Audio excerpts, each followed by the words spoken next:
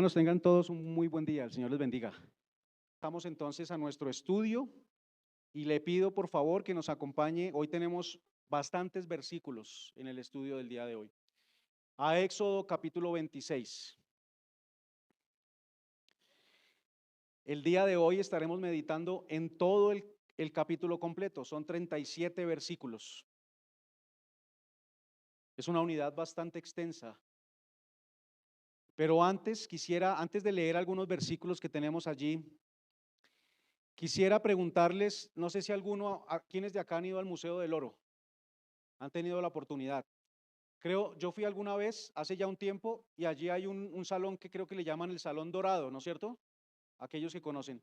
Un salón donde uno entra como a oscuras, no se ve lo que está expuesto allí, pero pues uno puede entrar y pues uno no se va a tropezar, uno logra ver por dónde va caminando, pero no se ve lo que está expuesto allí en cuanto a las piezas y lo que hay en este salón. Las puertas son cerradas y las luces se encienden y todas las paredes están decoradas con oro de nuestros antepasados, piezas de oro que ellos hicieron, todo completo alrededor está decorado de oro. Para todo lado donde uno mire, lo que ve es oro por las paredes. Entonces, bueno, teniendo esa imagen, porque hoy veremos algo un poco similar, quisiera preguntarles qué tan observadores somos. Por ejemplo, en este ejemplo que estoy dando, ¿qué tan observadores somos? Quizás estando allí en este salón, podríamos mirar las piezas y decir, la hicieron de esta forma, mira la forma que tiene, la figura, pero eso es lo que vemos con nuestros ojos. Pero ¿qué más podría venir a nuestra mente cuando vemos estas piezas, no es cierto? Quizás nos imaginamos, gracias Angelito, es una pregunta para que la meditemos y la pensemos cada uno en nuestra mente, la respondamos. Pero gracias. Quizás pensamos de pronto cómo trabajaron estos antepasados, empezamos a imaginar la vida de ellos, empezamos a observar otra cantidad de cosas que no podemos ver con nuestros ojos, que ya se ve con otro tipo de ojo y es el mental, la forma como recibimos las cosas. Entonces la pregunta nuevamente es, ¿qué tan observadores somos? Cuando vemos, por ejemplo, algo en la naturaleza, una flor, quizás la vemos y la vemos bonita, ¿no es cierto? La vemos hermosa, pero ¿qué tanto hay detrás de esa flor? ¿Cuánta inteligencia hay para que esa flor haya dado esos colores que tiene? ¿Cuánto implicó? ¿Hay diseño, hay sabiduría, hay un creador detrás de todo esto?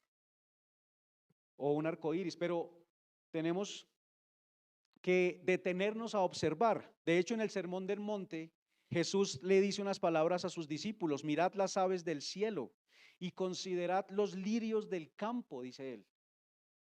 ¿A qué se refería Jesús con esto? Lo que les estaba diciendo es: deténganse un momento y observen, piensen qué hay detrás de todo esto. Miren los lirios del campo, miren su hermosura y qué hay detrás de todo eso. Yo soy el que los visto. ¿Cómo no les voy a dar a ustedes todo lo que necesitan si son mis hijos? Porque ahí está en un contexto de vuestro Padre, dice ahí, vuestro Padre que está en los cielos alimenta las aves. Entonces, a veces no nos detenemos a observar de esa manera, ¿no es cierto? Y es importante porque la forma en que yo observo las cosas determina mi camino. Eso en lo que nosotros exponemos se llama la cosmovisión, la forma como yo veo las cosas. Y este texto en el que vamos a meditar el día de hoy tiene mucho de esto. Ese texto tiene ah, una información que quizás solamente nos trae una imagen mental, pero detrás de eso hay mucho para observar. Y de hecho, hablando de la cosmovisión, ese texto que traje de allí del Evangelio de Mateo, del Sermón del Monte, está luego de unos versículos en los que el Señor ha dicho que la lámpara del cuerpo es el ojo. Y que si nuestro ojo es bueno, todo nuestro cuerpo estará lleno de luz, pero que si nuestro ojo es maligno, todo nuestro cuerpo estará lleno de tinieblas. O sea, la forma como observamos las cosas que ocurren a nuestro alrededor. Si la estamos observando desde la visión que Dios nos permite tener ahora como hijos de Él, llamados a ser partícipes de su pueblo, o como la visión del mundo. ¿De qué manera estamos viendo las cosas? Éxodo 26. Y son 37 versículos. Voy a leer solamente los primeros 14. Dice así la palabra del Señor. Síganme allí en sus Biblias. Harás el tabernáculo de 10 cortinas de lino torcido, azul, púrpura y carmesí, y lo harás con querubines de obra primorosa. La longitud de una cortina de 28 codos y la anchura de la misma cortina de 4 codos. Todas las cortinas tendrán una misma medida. 5 cortinas estarán unidas una con la otra y las otras 5 cortinas unidas una con la otra. Y harás lazadas de azul en la orilla de la última cortina de la primera unión. Lo mismo harás en la orilla de la cortina de la segunda unión. 50 lazadas harás en la primera cortina y 50 lazadas harás en la orilla de la cortina que está en la segunda unión. Las lazadas estarán contrapuestas la una a la otra. Harás también 50 corchetes de oro con los cuales enlazarás las cortinas la una con la otra y se formará un tabernáculo. Harás asimismo cortinas de pelo de cabra para una cubierta sobre el tabernáculo, 11 cortinas harás. La longitud de cada cortina será de 30 codos y la anchura de cada cortina de 4 codos. Una misma medida tendrán las 11 cortinas. Y unirás 5 cortinas aparte, las otras 6 cortinas aparte, y doblarás la sexta cortina en el frente del tabernáculo. Y harás 50 lazadas en la orilla de la cortina al borde de la unión y 50 lazadas en la orilla de la cortina de la segunda unión. Harás asimismo 50 corchetes de bronce, los cuales meterás por las lazadas y enlazarás las uniones para que se haga una sola cubierta. Y la parte que sobra en las cortinas de la tienda, la mitad de la cortina que sobra colgará a espaldas del tabernáculo y un codo de un lado y otro codo del otro lado que sobra a lo largo de las cortinas de la tienda, colgará sobre los lados del tabernáculo a un lado y al otro para cubrirlo. Harás también a la tienda una cubierta de pieles de carneros teñidas de rojo y una cubierta de pieles de tejones encima. Amén. Eterno Dios, Señor, tu palabra es profunda, Señor, de una manera que nosotros no podemos sondear toda la sabiduría que hay en ella. Nos has permitido ir profundizando poco a poco, ir conociendo cada vez más las verdades que hay a través de tu palabra. Y damos gracias porque esto solamente es por la voluntad tuya, por la gracia que has concedido para nosotros. El profundizar en tu palabra cada vez nos permite ver las cosas de diferente manera y poderlas observar con mayor claridad. Así que damos gracias, Señor, porque sabemos que esto solamente es concedido a aquellos a quienes tú llamas. Si nosotros hemos creído, si hemos sido llamados por ti, ahora tenemos esta capacidad de poder ir a tu palabra, Señor, y poco a poco ir teniendo mayor claridad en cuanto a lo que es la vida, en cuanto a cuál es el propósito, en cuanto a qué es lo importante en este caminar. El día de hoy meditamos en este texto, Señor, de gran revelación para nosotros y que seguramente aún no hemos podido ver, Señor, todo lo que hay en esta unidad, en este texto, pero que sabemos que lo que nos permites ver el día de hoy será de edificación para nosotros. Por eso queremos darte gracias y pedirte, Señor, que podamos estar atentos, que nos ayudes a concentrarnos en el mensaje. Nuevamente, como decimos cada domingo, que no haya distracción, Señor, alguna, para que podamos escuchar y seamos edificados por medio de tu palabra. Y rogamos, Señor, que para todo aquel que aún no haya creído, sea un momento también de ser iluminado, de ser llamado para venir en arrepentimiento y en fe a seguir al único Salvador y la única luz de la cual proviene la verdad y proviene la vida. Te lo rogamos en el nombre de tu Hijo Jesús. Amén y amén. Bien, leímos solamente los primeros 14 versículos y hay bastante información. Los israelitas tenían enfrente estos son apenas las instrucciones que está dando Dios a Moisés para levantar el tabernáculo. Aún no se está construyendo. Más adelante vamos a ver esa construcción. Pero ellos tienen aquí esta cantidad de figuras que hablaban de muchas cosas que tenían que ver con Dios y con el hombre. La deidad, que es Dios, y la criatura, que somos nosotros. ¿Quién es Dios? Está hablando este texto, como toda la escritura, acerca de quién es Él, acerca de quiénes somos nosotros como hombres, acerca de la relación que hay entre el hombre y Dios y la relación que Dios estaba buscando y acerca de la condición que nosotros como personas que no hemos creído y como pecadores teníamos delante de Dios. Habla entonces de una relación rota entre la deidad y la criatura, pero también nos habla de la forma en que él estaba pensando en reconciliar esa relación. Este texto nos habla acerca de eso. El pueblo de Israel era el único que tenía esas figuras. No había otro pueblo que las tuviera. El tabernáculo solamente fue dado a ellos. Las instrucciones de la construcción detallada solamente fue dada a ellos. Solamente ellos tenían esa figura, solamente ellos podían ahora tener la presencia de Dios allí habitando con ellos. Es este pueblo el único escogido por la voluntad de Dios para que esto suceda. Solamente ellos podían oír la voz de Dios. Todo eso porque Él así lo quiso.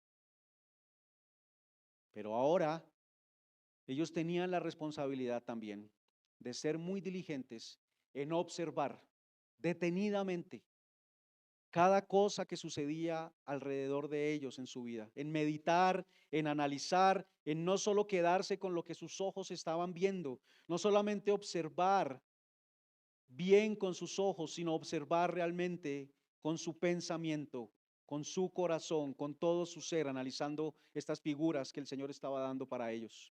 Y para nosotros es igual el día de hoy.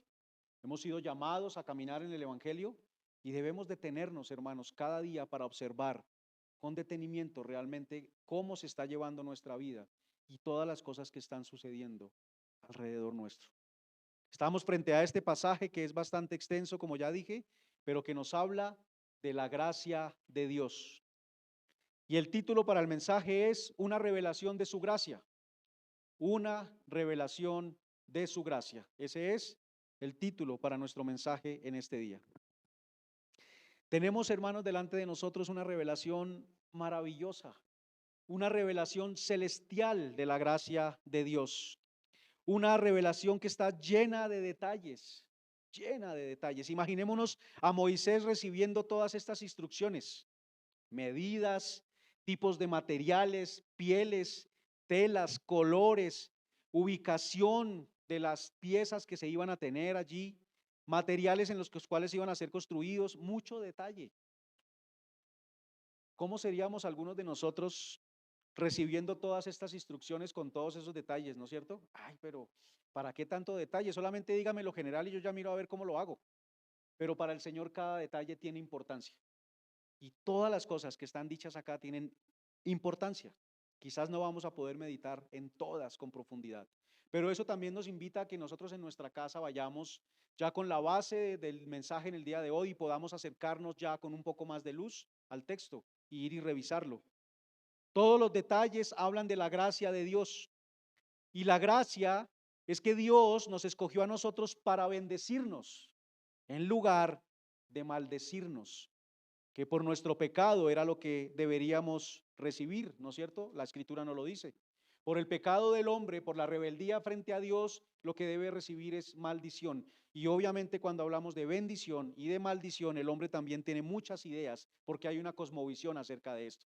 Bendición es prosperidad material, pero para Dios la bendición es otra cosa y eso está muy claro en Mateo 28, en Romanos 8, cuando dice que el mayor bien que un hombre puede tener es que sea conformado a la imagen de Cristo. Esa es la verdadera bendición, que seamos conformados a la imagen de Cristo, que podamos ver las cosas como Cristo las vio, que le permitió venir a este mundo y enfrentar todo lo que enfrentó y solamente estar dispuesto y gozoso en hacer la voluntad del Padre.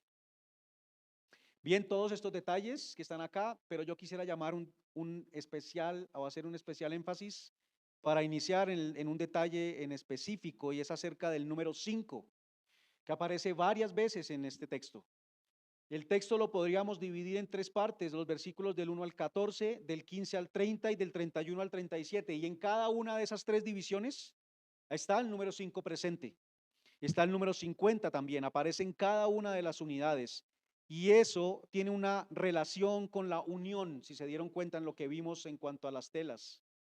Pero también tiene una relación en cuanto al soporte. El número 5 habla de la gracia de Dios. Y voy a dar algunos ejemplos. Cuando lleguemos a Éxodo, creo que es Éxodo 30, donde se habla del aceite de la unción, hay 5 materiales allí, terrenales, 5 materiales corruptibles, 5 materiales que perecen y de los cuales se mezclan y se hace un aceite para la unción que es calificado como por el Señor como un aceite santo. 5 materiales corruptos para hacer un aceite santo, apartado para Dios. De Cristo en Isaías se dice que Él es admirable y esto habla de su obra y de su carácter. que es consejero, habla de su guía y su enseñanza, que es Dios fuerte y habla de su omnipotencia, que es Padre eterno, que nunca deja de ser y que es príncipe de paz. Él siempre busca reconciliar. 5 aspectos nos habla allí la Escritura acerca de Cristo.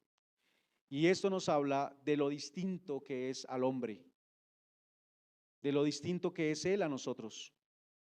Habla de lo perfecto que viene para hacer de lo corrupto algo perfecto, para que nosotros al ser formados a ese carácter, también entonces podamos participar de la perfección de Él, que como sabemos no será dada en este mundo completamente, pero cuando seamos glorificados tendremos ese carácter de Él en nosotros completamente. Las funciones que han sido dadas por Él también, Efesios 4:11, ¿no es cierto? Apóstoles, profetas, evangelistas, pastores y maestros. 5 oficios, 5 oficios que fueron dados a hombres, hombres pecadores y corruptibles, y a fin de que los dio el Señor, dice también allá el texto, a fin de perfeccionar a los santos. 5 oficios dados a hombres corruptos para perfeccionar a los santos. Entonces, lo que vemos acerca del número 5 es que nos está hablando de que Dios toma de lo imperfecto y lo hace perfecto, y eso habla de la gracia de Él. El número 1 nos habla de Dios, de la unidad, de esa Trinidad que es uno solo. Pero el número 4 nos habla de la criatura, la creación, ya lo hemos visto también. El número 4 habla de la creación. ¿Y 4 más 1 qué nos da? 5. Es Dios tomando lo corrupto y uniéndolo a Él, separándolo, haciéndolo santo. Y eso solamente se da por gracia, por la gracia de Dios. Nos reconcilia con Él. Había ruptura en nuestra relación con Dios, pero Él viene y nos reconcilia. Estábamos separados de Dios por nuestro pecado, pero por su gracia somos unidos a Él. La criatura es unida al Creador. Eso tenemos que tenerlo en mente para toda nuestra exposición en el día de hoy. La criatura está unida o es unida al Creador. Y el primer punto para el día de hoy, hermanos, es la gracia de Dios al salvarnos. Y eso lo veremos en los versículos 1 al 14. En estos primeros versículos se hablan de las cubiertas que tiene el tabernáculo, ¿no es cierto? Como lo leímos esos 14 versículos y nos habla de las cubiertas que tiene el tabernáculo. Iban sobre la estructura.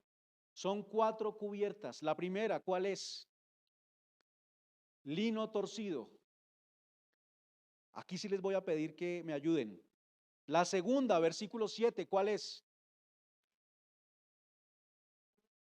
Pelo de cabra. La tercera, versículo 14, ¿cuál es? Piernas de carnero teñidas de rojo.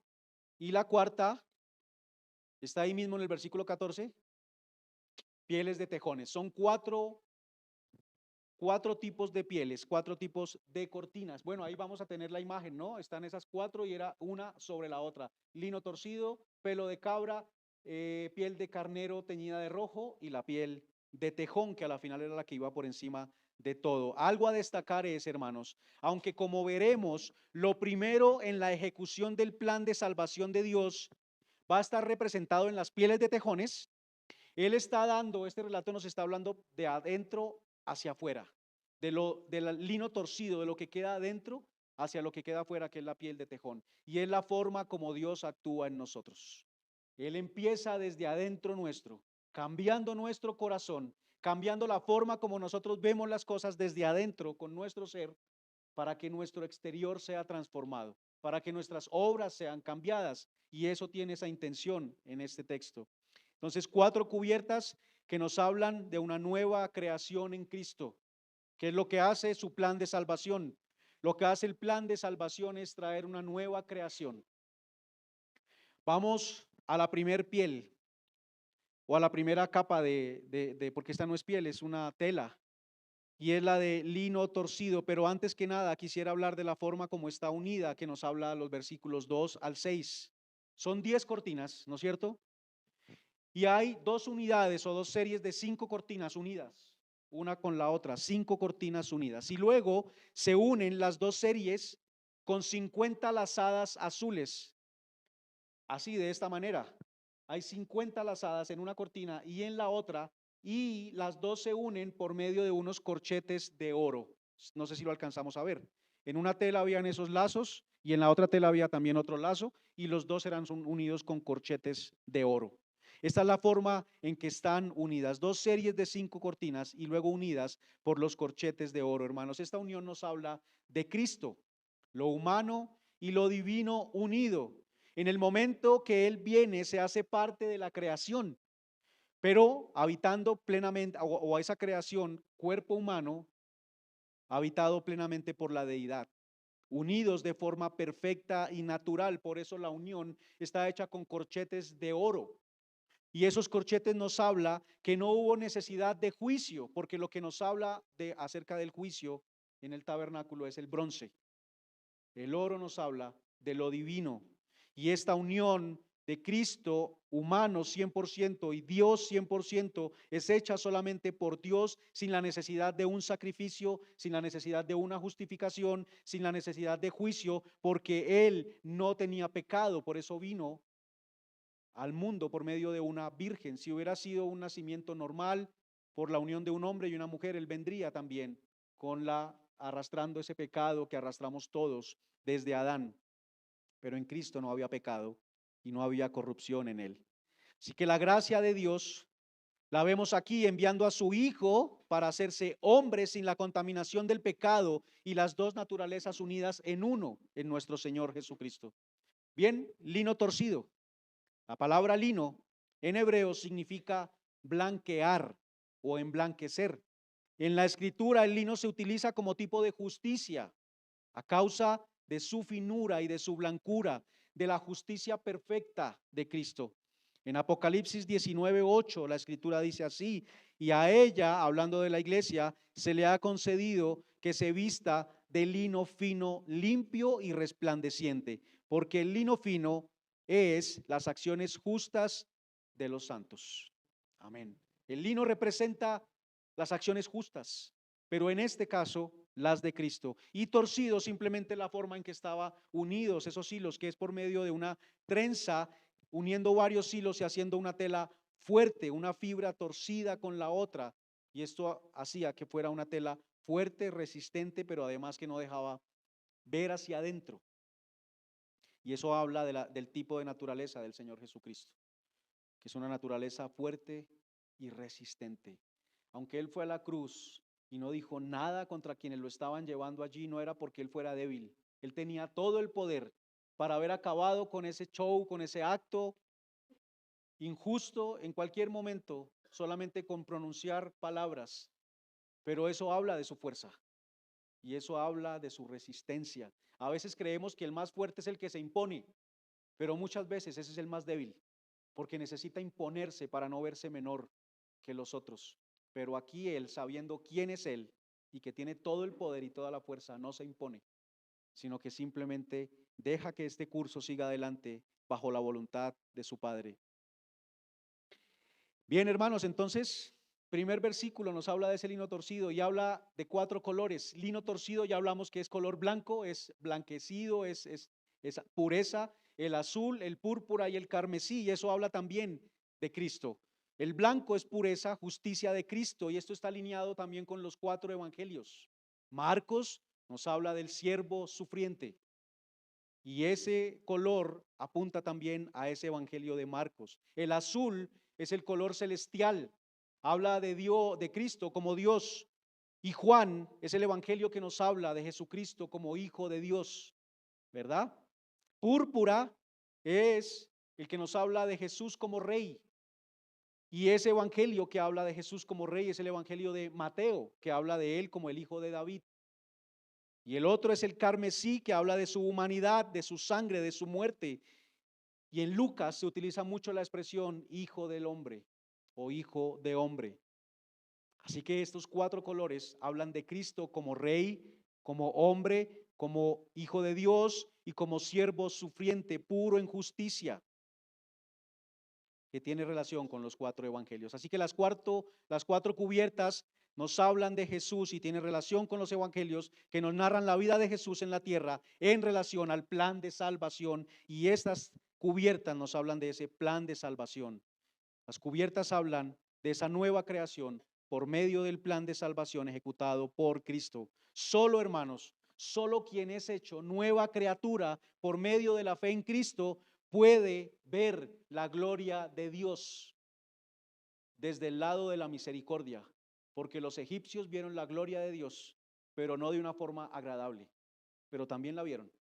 Pero nosotros, quienes hemos sido llamados, podemos ver la gloria de Dios, y como lo veremos en estas telas también está representado. Bien, habla de los querubines entonces. Allí también en el versículo 1, lo harás con querubines en obra primorosa. Los querubines siempre hablan de la presencia de Dios. Acompáñeme al Salmo 81. Allí nos habla acerca de la presencia de Dios en medio de querubines. Dice: oh pastor de Israel, perdón, voy muy adelantado, Salmo 81. Demos un tiempo para buscarlo.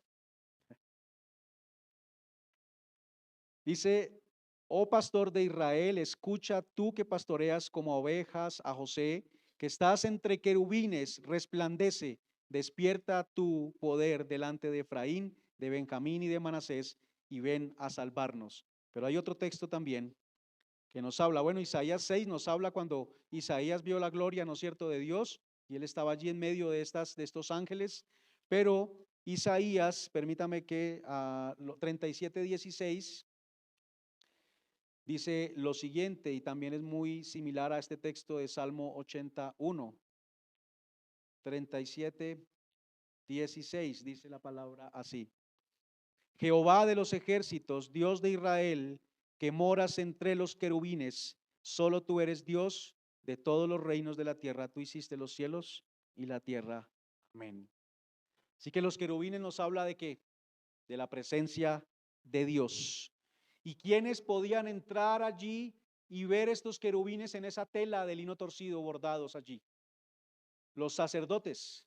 Solamente quienes podían entrar al lugar santo, que es donde está todo esto, podían ver la presencia de Dios, estaban frente a la presencia de Dios. Y hace 8 días, y hemos estado viendo en este estudio de Éxodo, ¿qué somos nosotros quienes hemos sido llamados?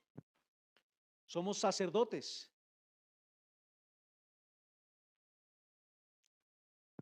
Dios dijo que iba a hacer de su pueblo una nación santa y de sacerdotes.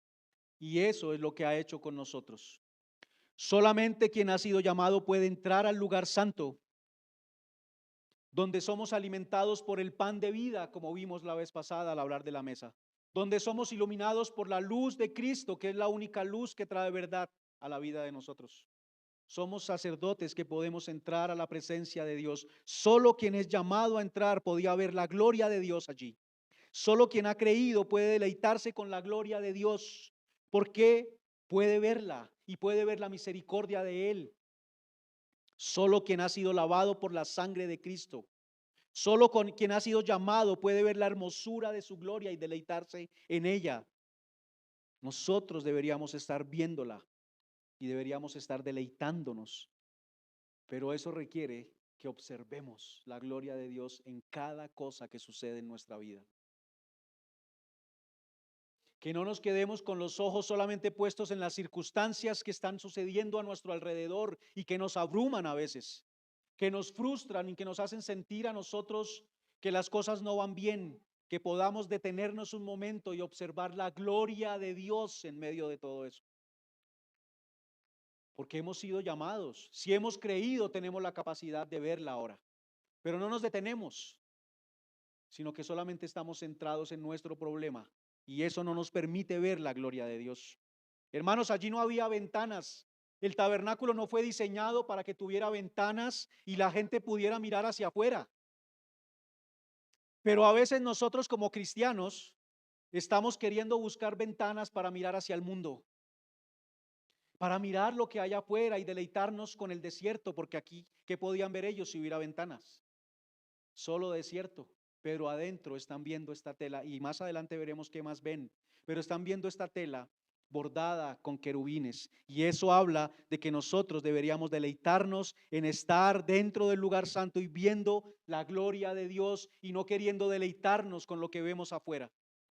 ¿Acaso no necesitamos entonces de las cosas que el mundo ha creado y que el hombre ha creado? Hoy hablamos de los grados. Esas cosas son importantes, pero el deleite nuestro está en la gloria de Dios. Si no tenemos esos grados, no importa.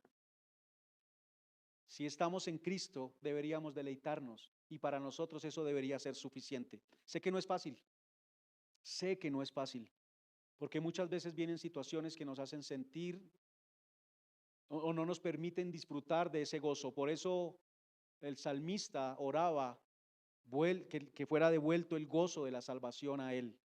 Debemos gozarnos en la salvación que ha sido otorgada para nosotros, hermanos.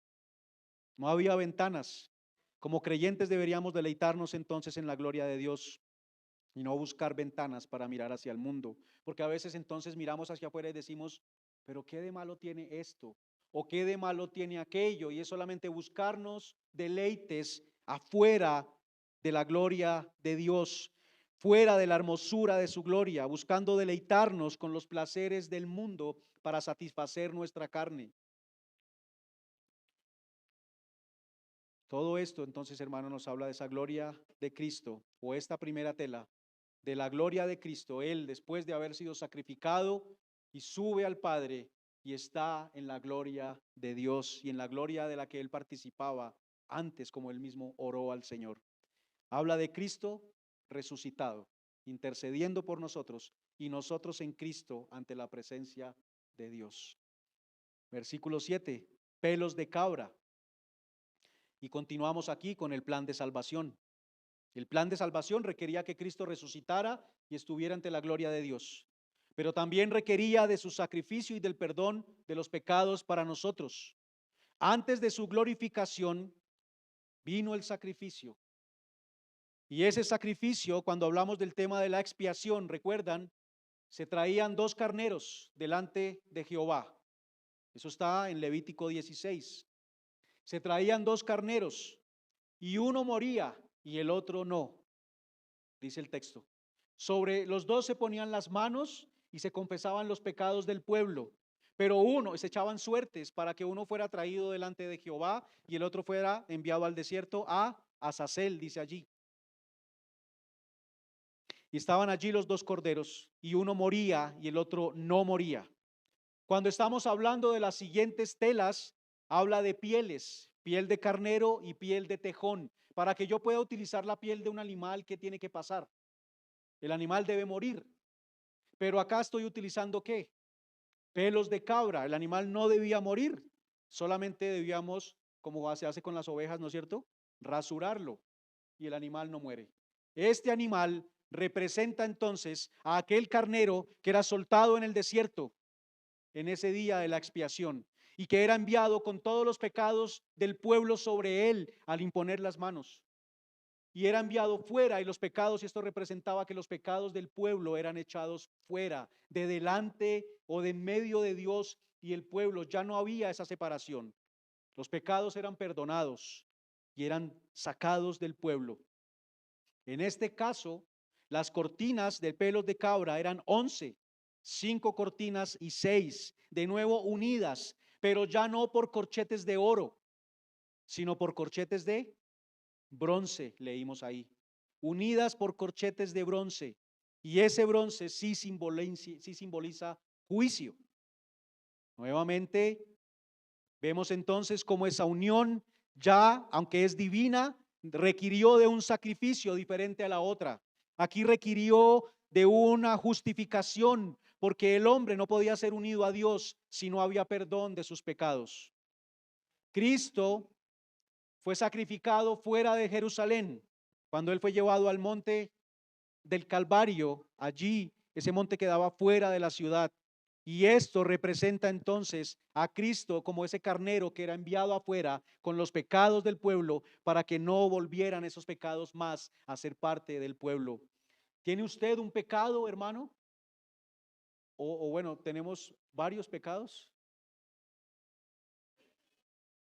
Todos tenemos pecados, gracias Angelito, así es. Todos tenemos pecados, pero todos esos pecados, en el momento en que hemos creído, han sido cargados sobre Cristo y echados fuera de en medio de Dios y nosotros. Y hemos sido perdonados, no para que vivamos como nosotros queramos, no para que vivamos ahora dedicados a nuestra carne, porque el que ha sido perdonado y que ha creído ya no vive para la carne, sino que vive por el Espíritu. Así que Jesús cargó nuestros pecados, y todo pecado que usted tenga, por terrible que sea, fueron cargados por Cristo y llevados fuera. Gloria a Dios, y todo por la gracia de Él. Hablar de que no hay pecado, hermanos, es hablar del poder de Dios y del poder, el poder de su perdón para con nosotros, y hablar de su misericordia. Pero eso solamente lo puede ver alguien que puede ver la gloria de Dios desde adentro. Porque quien estaba afuera, ¿qué veía? No veía a los querubines, veía las pieles de tejones, que no son tan agradables. Y ya veremos acerca de esto. Hermanos, no hay condenación para quien ha creído, porque los pecados han sido quitados. Hemos creído y ya no hay separación entre Dios y nosotros. Ahora podemos acercarnos al trono de la gracia. Y es lo que estamos hablando el día de hoy. La gracia de Dios. Que la gracia es que aunque merecíamos un castigo, no fue ejecutado sobre nosotros, sino sobre Cristo. Y eso es gracia. Misericordia es diferente. Misericordia es retener el castigo que merecemos, no darlo. Pero gracia es darnos algo diferente a lo que merecíamos. Merecíamos castigo, pero nos dio perdón y nos dio vida y nos dio la oportunidad, o nos concedió el ser hijos de Él. Como decía, no para vivir como queramos. Quien ha creído no vive conforme a la carne, sino conforme al Espíritu. Tito 2, 11, 12 dice, porque la gracia de Dios se ha manifestado para salvación a todos los hombres, enseñándonos que, renunciando a la impiedad y a los deseos mundanos, vivimos en este siglo sobria, justa y piadosamente. Amén. Así deberíamos vivir. Para alguien que ha creído, esa es la nueva vida. Y eso representa los pelos de cabra, a este carnero que era echado afuera. Y entonces, ¿qué representa la piel de carnero teñida de rojo?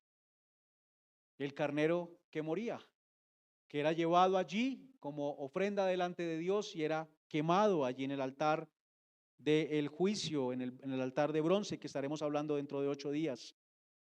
Un cordero de 1 año simboliza y representa también a Cristo siendo sacrificado, haciendo redención por medio de su sangre, de la cual ya hemos hablado varias veces acá en este relato de Éxodo. Un cordero que ha muerto como sustituto por el perdón de los pecados de nosotros, que ha derramado su sangre, en la cual está la vida, y que esa sangre derramada ha pagado por la culpa nuestra delante de Dios. Éramos culpables delante de Dios, pero ahora hemos sido declarados inocentes y justos por la sangre del cordero derramada en la cruz. El pecado, hermanos, es tan detestable para Dios que Él no simplemente dijo, ok, los voy a perdonar y ya, podía hacerlo así. Pero es tan aborrecible el pecado para Dios que prefirió enviar a su Hijo para que el castigo fuera ejecutado sobre Él. Todo pecado va a ser castigado. La diferencia es sobre quién. Para quien ha creído, ese pecado es castigado sobre Cristo, pero para quien no cree, el pecado un día será castigado sobre él mismo y no será nada agradable. Ese cordero ha muerto por nosotros. Él es el verdadero cordero que ha quitado el pecado del mundo. Este sacrificio que acá se ha llevado a cabo y se llevaba a cabo cada año y todos los días también el pueblo de Israel, lo veremos más adelante, ejecutaba 2 sacrificios. Ustedes se imaginan esa cantidad de sacrificios todos los días, 2 corderos, uno en la mañana y otro en la tarde, cada día, sin falta. ¿Cuánto trabajo? De eso hablaremos. Eso indicaba una vida completa dedicada a la adoración a Dios. La leña que tenía que ser allí encendida todo el tiempo porque ese fuego no se apagaba. Bueno, eso es otro pasaje, pero habla de una vida de adoración completa a Dios. Todo el tiempo viviendo para Él. Hemos sido, hermanos, cubiertos por la sangre de Cristo, pero no como un amuleto que aplicamos cuando siento que algo malo me va a pasar y sangre de Cristo cúbreme para que ya no me pase eso. No es de esta forma. Alguien en estos días se acercó con lágrimas en sus ojos y me decía, ore por mi matrimonio, pero no es una persona creyente. Y yo quise reunirme con esta persona para explicarle que el tema es mucho más que simplemente una oración, porque un matrimonio que tiene una situación difícil es un matrimonio que obviamente necesita de un Salvador, y ese Salvador es Cristo. Pero la persona solamente quería que yo orara por ella y por su matrimonio, porque al tratar de acercarme me dijo, no, solamente ore. La oración tampoco es un amuleto. Todas estas cosas que nosotros hacemos no son simplemente amuletos para que me vaya bien. Cuando presentamos a un niño recién nacido acá adelante, no es un amuleto para que al niño le vaya bien. Lo que estamos diciendo, esa presentación lo que quiere decir es que los padres se están comprometiendo en criar a ese hijo de acuerdo a la voluntad del Señor. Si lo estoy dedicando a Dios, es que yo como padre voy a esforzarme para que él crezca como un hijo de Dios, enseñando su palabra. De eso se trata. La sangre de Cristo tampoco es un amuleto, porque de lo que Él nos ha cubierto, hermanos, es de la ira de Dios. Por eso el propiciatorio, que ya lo vimos, era rociado con la sangre de los corderos sacrificados cada año, porque esa sangre en esa cubierta representa la cubierta que es Cristo para nosotros y su sangre que nos cubre de esa ira venidera. Así que estas dos cubiertas, pelos de cabra y la de carnero teñida de rojo, hablan de la expiación de Cristo, de la redención, de lo que fue necesario para que la reconciliación entre la criatura y el Creador, la deidad, fuera hecha, y que fue algo solo dado por gracia, solo la gracia de Dios. Este texto nos revela, recuerden, la gracia de Dios. La piel de pelos de cabra, hermanos, en ella no hay muerte, pero en esta sí había muerte y se relaciona con esa expiación de Cristo. Algunos también lo relacionan con su resurrección, pero de lo que nosotros hemos podido interpretar, la resurrección está dada o está mostrada en la tela anterior. Por último, en esta primera parte de las coberturas, la piel de los tejones. ¿Alguien conoce qué es un tejón? Escuchaba al pastor Luis diciendo un tejón es un tejo grandote. No es ese tejón. A los que les gusta ir a jugar tejo. Un tejón es un animal que es carnívoro. Es un animal fuerte, es un animal valiente. Ahí tenemos la imagen. Uñas fuertes. Se parece se me olvida el nombre ahorita, bueno, a un zorrillo, bueno, a diferentes animales, pero esto es un tejón, es un animal propio de esta zona, de este desierto, que es un animal.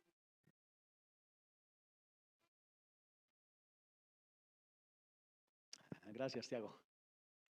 Es un animal fuerte y valiente, que en el desierto vence a la serpiente cobra, que es una serpiente también muy peligrosa y que causa la muerte de muchas personas allí. Un animal que come miel y que su piel es tan fuerte que las abejas lo atacan y para él eso no es ningún problema. Él sigue tranquilo por la dureza de su piel. Es una piel que habla de que es impenetrable también e incorruptible, y eso nos habla de la humanidad de Cristo. Esas pieles de tejones era lo que se veía por fuera. Habla de la persona de Jesús, que no fue afectado por el pecado, pero que tampoco es afectado por los ataques de los demás. Una persona segura en quién es Él, en cuál era su propósito y que no se desvió siendo afectado por las circunstancias. Cuando estaba en la última cena, Él se despoja de su manto, se baja de la mesa y lava los pies de sus discípulos, pero allá dice algo importante y es que Él lo hizo sabiendo todo lo que Dios había puesto en sus manos, sabiendo que Él venía del Padre y que regresaba al Padre. Él sabía quién era Él y no tenía ningún problema en lavar los pies de sus discípulos. Pensando entonces en el tabernáculo, hermanos, esto era lo que veían las personas desde afuera. Las pieles de tejones. No pueden ver, quien está afuera no puede ver la hermosura de lo que hay adentro que veían los sacerdotes. Por eso cuando Cristo vino no fue reconocido como Dios, porque solo a quien cree se le permite ver la hermosura de Cristo, la gloria de Cristo, a Cristo como el Mesías. Los que no creyeron solamente lo vieron como un hombre que venía de Nazaret. ¿Recuerdan que puede venir? ¿Acaso de Nazaret puede venir algo bueno? Lo menospreciaban porque veían también a él solamente como un carpintero, uno que no había ido a las escuelas de los grandes rabinos de la época, ¿no es cierto? Entonces era alguien que no tenía las cosas altas del momento. Esas cosas por las que el hombre se deja deslumbrar, esas cosas por las que el hombre tanto lucha en este mundo, conseguir esos títulos por los cuales los hombres son admirados. Pero este hombre no tenía nada de eso como hombre, y eso era lo que podía ver solamente las personas que no habían creído, porque no podían ver más allá, no podían ver la gloria de Dios en él. Solo para alguien que ha creído es posible ver la hermosura de Cristo. Para quien no ha creído, Cristo no es atractivo, no es llamativo, no es hermoso. Incluso cuando se le trata de hablar de Cristo, las personas rechazan el mensaje. Muchos quizás vienen a las iglesias, oyen y no pueden ver esa hermosura y simplemente se van porque encuentran mayor hermosura afuera en el mundo que acá adentro, donde estamos viendo la presencia de Dios. Por el sacrificio de Cristo podemos ver su gloria, hermanos. Nosotros somos sacerdotes. La pregunta es, ¿a dónde estamos mirando en medio de todo lo que nosotros vivimos? ¿Qué es lo que estamos observando y qué es lo que más nos atrae? ¿Es glorioso y es hermoso para nosotros Cristo, el Evangelio, mi relación con Dios? ¿O preferimos salir y buscar una ventana para deleitarnos en lo que vemos afuera? Esa es la primera pregunta en cuanto a las cubiertas. Segundo punto, la gracia de Dios al santificarnos. Eso lo veremos en los versículos 15 al 30. La gracia de Dios no solo nos salva y no nos deja solamente a nuestra suerte, Él nos santifica, hermanos. Somos santificados, la madera de acacia cubierta de oro. Dice allí que se hicieron unas tablas, ¿no es cierto? Que eran todas de madera de acacia, 20 por un lado, 20 por el otro y 8 por el costado de atrás. Era una estructura rectangular, la parte de al frente no tenía tablas. Están hechas de madera de acacia y alguna vez hablamos ya que eso habla de la humanidad de Cristo y de lo divino de Cristo, pero también habla de la iglesia porque aquí está hablando de una unidad. 20 tablas, 20 y 8, 48 tablas. Es la iglesia conformada por cada creyente, por cada ser humano, por cada criatura que el Señor ha llamado a ser parte de la iglesia. Son tablas de madera de acacia. En el versículo 15 dice de la siguiente manera: y harás para el tabernáculo tablas de madera de acacia que estén derechas, que estén derechas. ¿Y esto de qué habla? De una madera que es trabajada, de un árbol que fue cortado y que tuvo que morir para que esa madera pudiera ser partícipe de esa estructura. Habla de que nosotros debemos morir también a nuestro viejo hombre para poder venir a ser parte de la estructura de la iglesia, del cuerpo de Cristo.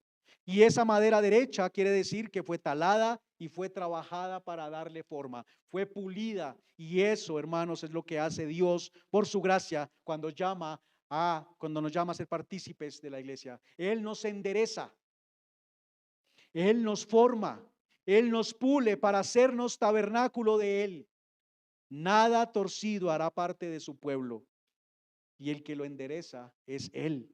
Es la gracia de Dios en la santificación. Es cubierto de oro, y eso habla de la glorificación del cristiano. Habla de que nosotros somos hechos partícipes de la gloria de Cristo. Estamos siendo revestidos de Cristo. En algún texto dice que cuando Cristo venga por segunda vez, nosotros debemos estar revestidos de Cristo para no ser hallados como desnudos y que la ira de Dios impacte sobre nosotros. Si nosotros estuviéramos acá y este lugar se incendia, pero tenemos un traje con el cual nos podemos proteger, el fuego es el mismo, pero quien tiene el traje no va a ser impactado por el fuego, pero el que no lo tiene será quemado. Y eso sucederá cuando venga Cristo por segunda vez. Quien esté revestido de Cristo podrá estar frente a la presencia del fuego consumidor, como dice Isaías 33. Pero se deleitará, porque para él será glorioso estar en la presencia de Dios. Revestidos de Cristo, hermanos, debemos fortalecernos en la gracia que tenemos en Cristo Jesús. Pero para que pueda ser levantado, eso quiere decir recubiertos de oro. Esto es lo que representa aquí estas tablas, la iglesia recubierta de oro, de la divinidad de Cristo. Pero para que ese tabernáculo pueda ser levantado, esa estructura fuera levantada, había una base, que aquí es llamada como las basas. Versículos 19 y 21 las nombran. Por ejemplo, en el 19 dice: y harás 40 basas de plata debajo de las 20 tablas, 2 basas debajo de una tabla para sus 2 espigas.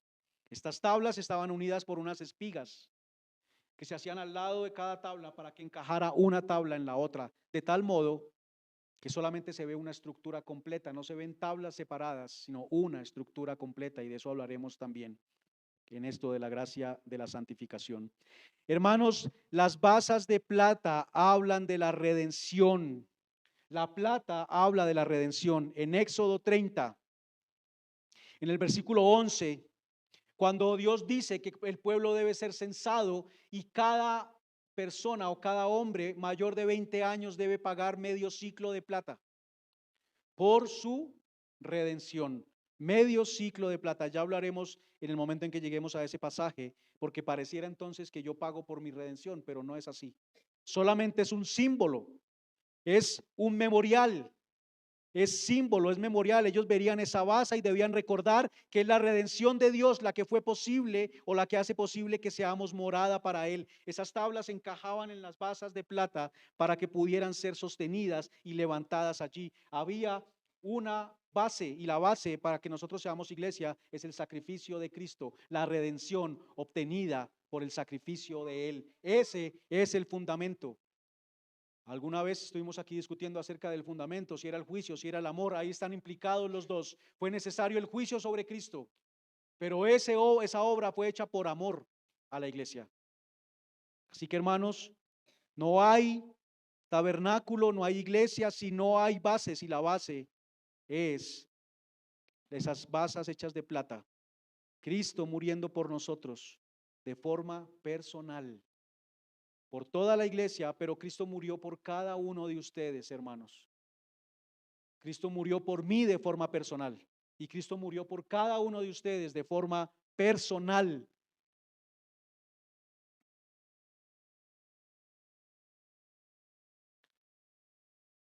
Lo primero que vemos entonces, hermanos, allí, cuando hablamos de las basas, es la gracia de Dios. Es lo primero que debe haber.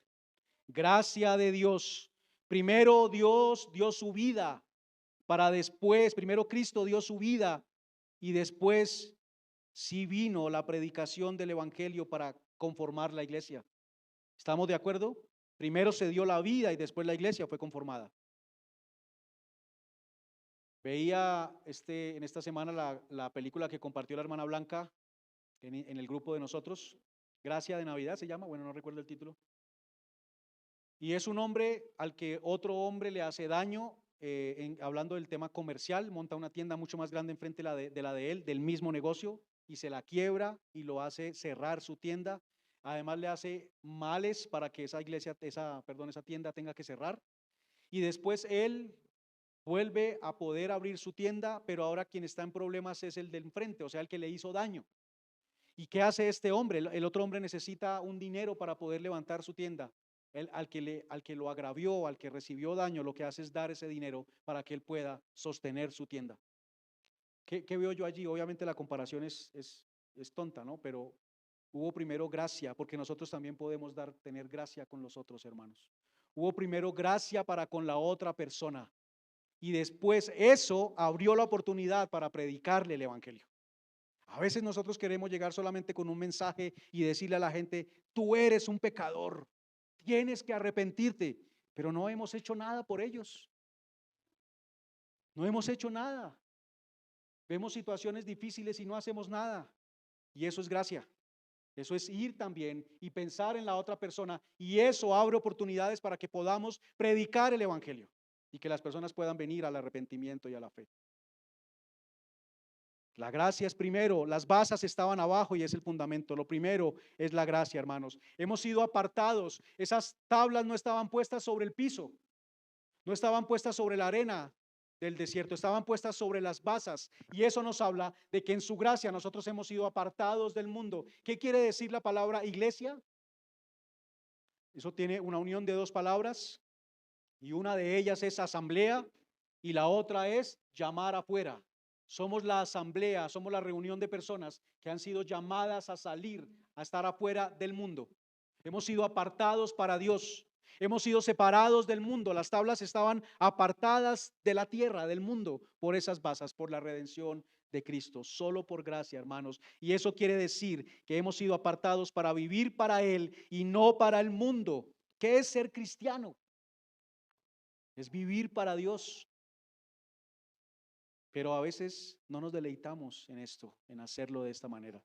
La razón de eso, hermanos, es que hemos sido apartados y hemos sido apartados en Cristo y estamos siendo formados a la imagen de Él y cada día deberíamos servir más a nuestro Señor y eso es gracia y eso es también amor y eso habla de que nosotros deberíamos tener una vida de agradecimiento.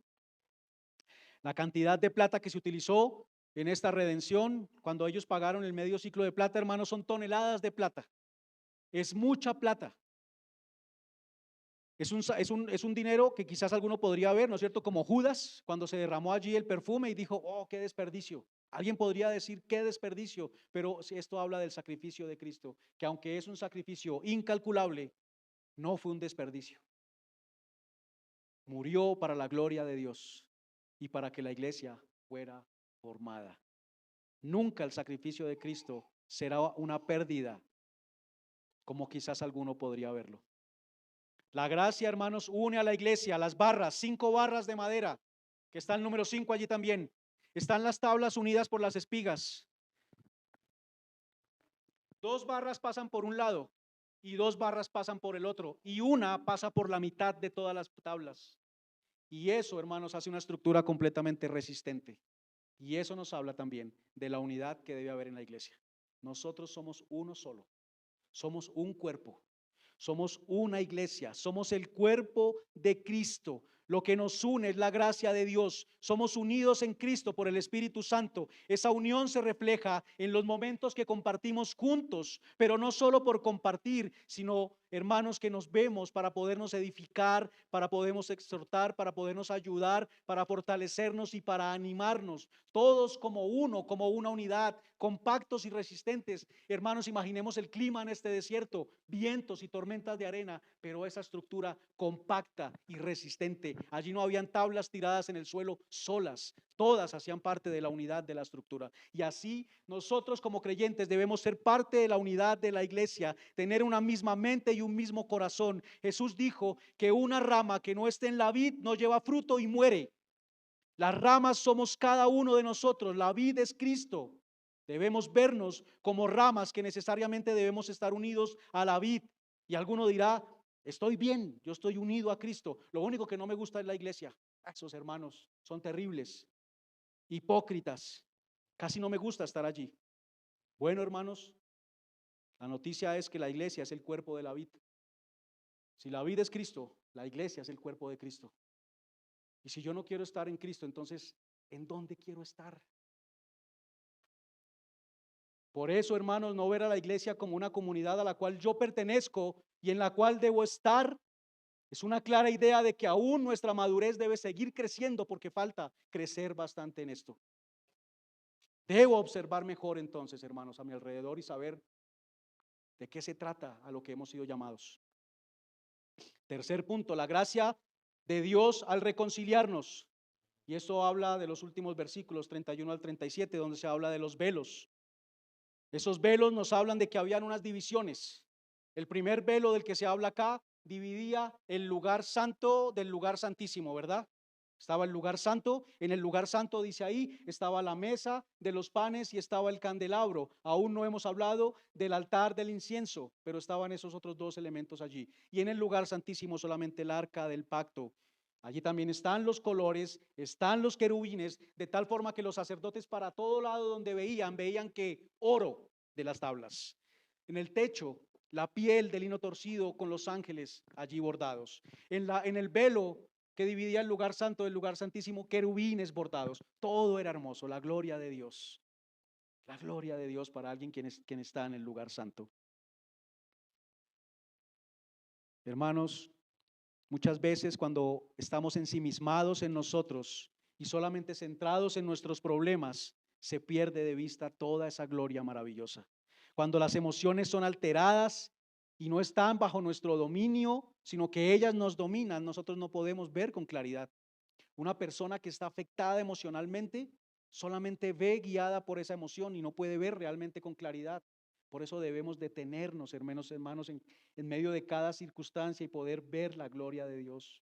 Hemos sido reconciliados y ahora tenemos acceso a Él por la gracia. Ya no hay división. El velo fue rasgado, el velo fue roto. El primer velo estaba sostenido sobre 4 columnas y eso habla de que solamente hay acceso cuando somos hechos como nueva criatura. Eso ya lo habíamos dicho. Y esas bases están sobre plata. Pero las de afuera eran 5, las de la entrada hacia el lugar santo. Eran 5 columnas. También lo dice este texto.